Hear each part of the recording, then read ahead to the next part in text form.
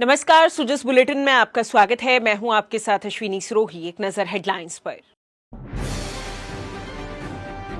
राष्ट्रीय विधि विश्वविद्यालय जोधपुर का 17वां दीक्षांत समारोह। मुख्यमंत्री ने कहा, आमजन को त्वरित न्याय दिलाने के लिए राज्य सरकार कृत संकल्पित। मीडिया से रूबरू हुए मंत्री श्री जोगाराम पटेल और सांसद श्रीमती मंजू शर्मा। कहा, जन आकांक्षाओं पर 100% खरा उतरेगा लोक कल्याणकारी बजट। कल जयपुर में मुख्यमंत्री की अध्यक्षता में आयोजित होगा राज्य स्तरीय किसान सम्मान समारोह। पीएम किसान सम्मान निधि योजना की 19वीं किश्त होगी जारी। मुख्यमंत्री श्री भजनलाल शर्मा ने आज जोधपुर में राष्ट्रीय विधि विश्वविद्यालय के 17वें दीक्षांत समारोह में शिरकत की। दीक्षांत समारोह में श्री शर्मा ने विभिन्न विधि पाठ्यक्रमों में उत्तीर्ण मेधावी विद्यार्थियों को उपाधि और विभिन्न श्रेणियों में स्वर्ण पदक प्रदान किए।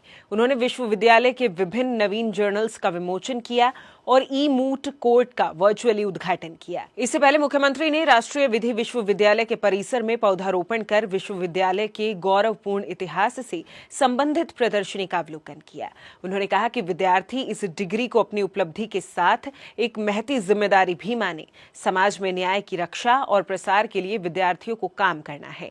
इसके लिए कानून की शिक्षा के साथ गहरी समझ, संवेदनशीलता और सामाजिक दृष्टिकोण अपनाने की जरूरत है।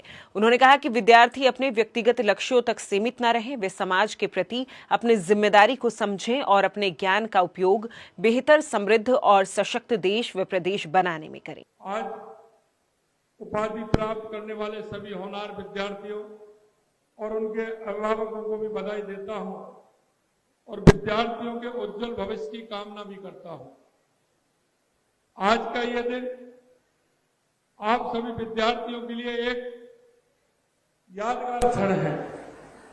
ये एक ऐसा खुशनुमा पल है जो हमेशा आपको याद रहेगा। आपने इस विद्यालय से जो ज्ञान और कौशल हासिल किया है वो आपको आगे बढ़ने में तो मदद करेगा ही, साथ ही विधि क्षेत्र में भी सकारात्मक बदलाव का वाहक भी बनेगा।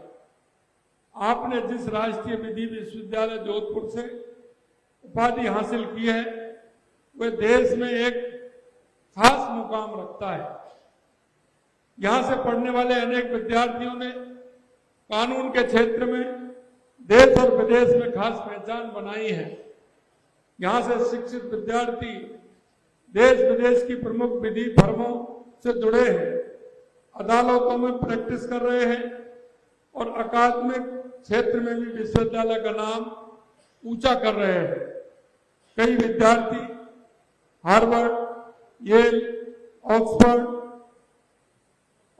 University, London School of Economics और किंग्स कॉलेज जैसे नामी स्थानों से छात्रवृत्ति प्राप्त कर आगे की पढ़ाई भी कर रहे हैं। आप सभी विद्यार्थी देश और प्रदेश का उज्जवल भविष्य है। मैं आपसे यही कहना चाहूंगा कि आप इस डिग्री को अपनी एक उपलब्धि के साथ ही एक महती जिम्मेदारी भी माने, क्योंकि कोई भी काम करने से पहले हमें उसकी जिम्मेदारी समझना आवश्यक होता है। अगर हमने उसकी जिम्मेदारी समझ ली तो निश्चित रूप से हम उस रास्ते पर चलेंगे जिस रास्ते को इस देश को और देश की जनता को आपसे आशा और उम्मीद है। मुख्यमंत्री ने कहा कि प्रधानमंत्री श्री नरेंद्र मोदी के नेतृत्व में केंद्र सरकार के प्रयासों से 3 नए आपराधिक कानून, भारतीय न्याय संहिता, भारतीय नागरिक सुरक्षा संहिता और भारतीय साक्ष्य अधिनियम लागू किए गए हैं।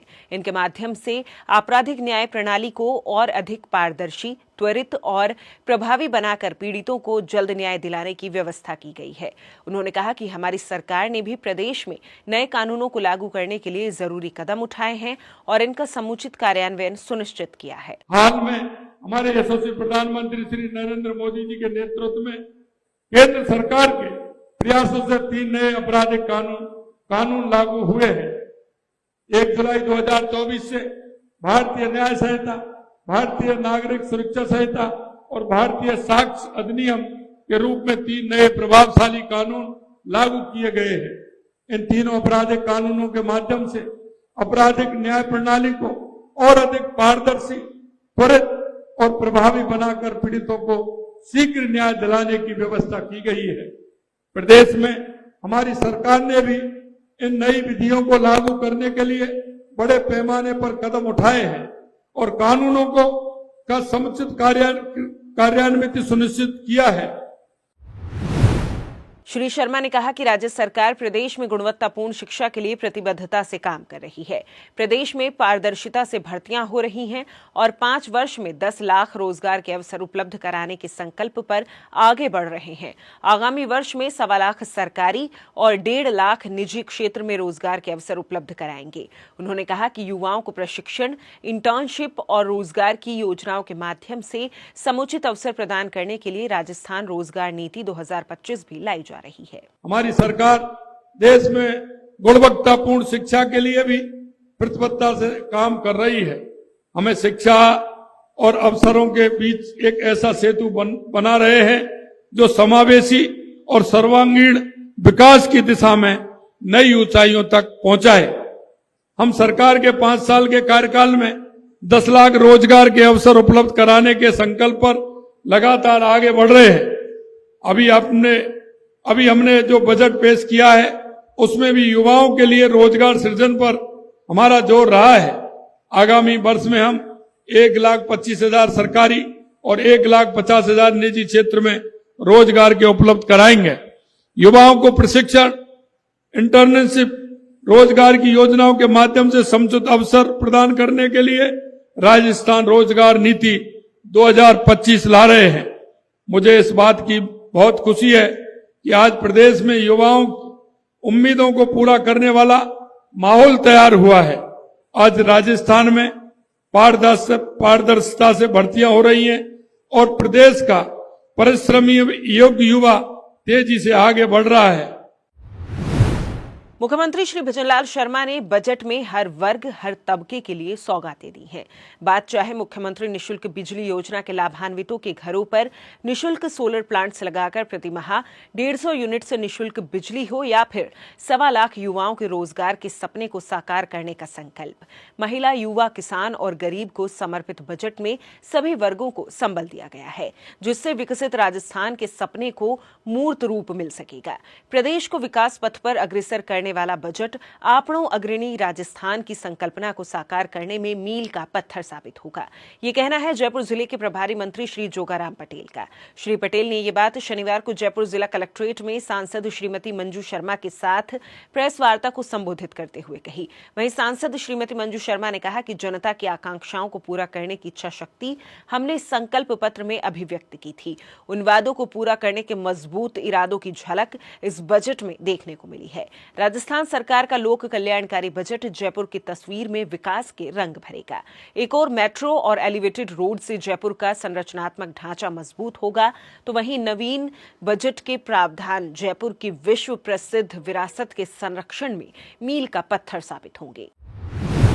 पीएम किसान सम्मान निधि योजना के लाभार्थियों को 19वीं किश्त 24 फरवरी को प्रधानमंत्री श्री नरेंद्र मोदी के करकमलों से बिहार के भागलपुर में आयोजित होने वाले किसान सम्मान समारोह में जारी की जाएगी। योजना के तहत राजस्थान के 72 लाख से अधिक किसानों के बैंक खातों में 1400 करोड़ रुपए से अधिक की राशि हस्तांतरित की जाएगी। इस अवसर पर राज्य स्तरीय किसान सम्मान समारोह राज्य कृषि प्रबंधन संस्थान दुर्गापुरा में आयोजित किया जाएगा, जिसमें मुख्यमंत्री श्री भजनलाल शर्मा मुख्य अतिथि होंगे। वहीं जिला, ब्लॉक और ग्राम स्तर पर भी कृषि विभाग के समन्वय से कार्यक्रम आयोजित किए जाएंगे, जिनमें बड़ी संख्या में किसानों की भागीदारी सुनिश्चित की जाएगी। आपको बता दें कि प्रधानमंत्री किसान सम्मान निधि योजना के अंतर्गत अब तक 18 किश्तों के माध्यम से देश के 11 करोड़ से भी अधिक किसान परिवारों को 3.46 लाख करोड़ रुपए से अधिक की धनराशि डीबीटी के माध्यम से हस्तांतरित की जा चुकी है। राज्य में मुख्यमंत्री किसान सम्मान निधि योजना लागू कर पीएम किसान सम्मान निधि योजना के समस्त पात्र किसानों को 2000 रुपए की अतिरिक्त राशि दी जा रही थी, जिसे राज्य बजट 2025-26 में बढ़ाकर 3000 रुपए करने की घोषणा की गई है। राज्य में अब योजना के पात्र किसानों को 8000 रुपए के स्थान पर 9000 रुपए प्रतिवर्ष सम्मान निधि के रूप में मिलेंगे। जिस बुलेटिन में आज के लिए इतना ही, फिर होगी आपसे मुलाकात। तब तक के लिए नमस्कार।